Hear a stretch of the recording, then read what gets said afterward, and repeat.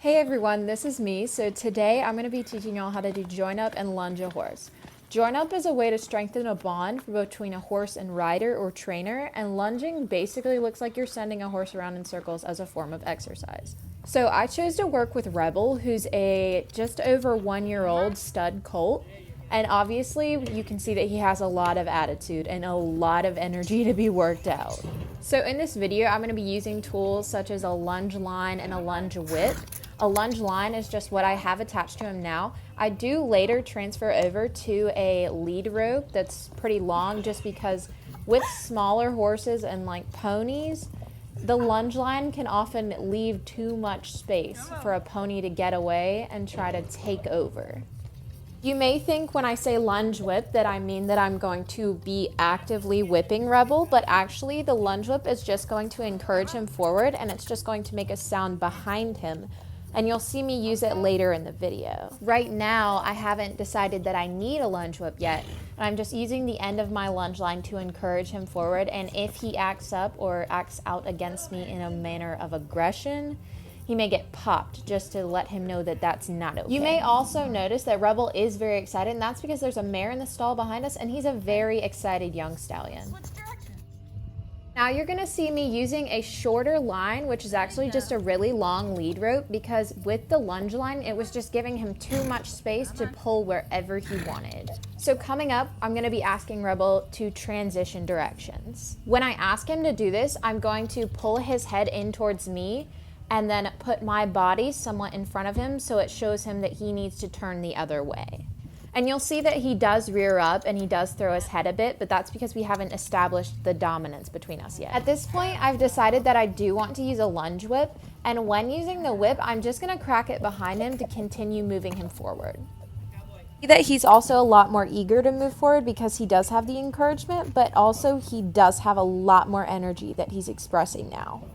The lunge whip, my front hand is going to be holding the line. My back hand is going to be holding the whip, so it forms an angle where my shoulders meet up with his shoulder and tail.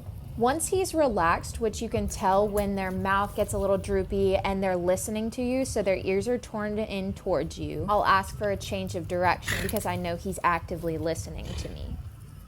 Here you're seeing that Rebel is a lot more compliant, and with his change of direction, he takes it a lot easier and he moves in the direction that I ask a lot quicker than the first couple times.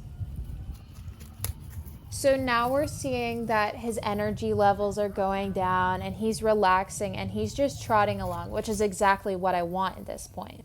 Now I know that he is becoming more comfortable on the line and doing the work, as well as he is respecting me more and respecting what I want, and in return for that, I will give him my respect and I'm not going to push his boundaries. So coming up, you're going to see me ask him for another transition. This one's going to be a little bit more difficult because he's going to be a little more defiant, but I expect that from a young horse like him, but as long as he moves into it, I'm going to take the pressure off pretty soon after I get him moving. You're going to take the pressure off pretty much right after they do close to or exactly what you've asked for, because then when you ask them do it again the next time, they're going to be more likely to do that because they know they're being rewarded and the pressure is coming off of them. You're going to see me ask him to transition again, but this time he is going to refuse. He's not going to rear or anything, he's just not going to move. So what I'm going to do is I'm going to get towards him and beside him, and my goal is to get his front feet moving, because if I can get him moving and get him moving from the hip and then his feet moving forward, you'll see that now he's back on track. You're always going to want to keep the animal moving from behind, because if you get in front of them, they are more likely to turn around and go the opposite way. You can now see that he's calmed down and he's a very different pony from the start of the video. And we've both gained a lot of trust and respect for each other through this process. So now what you're going to see coming up as me doing the final part of this process with him, I'm going to ask him to stop at this point and let him decide if he wants to come towards me and stop or not.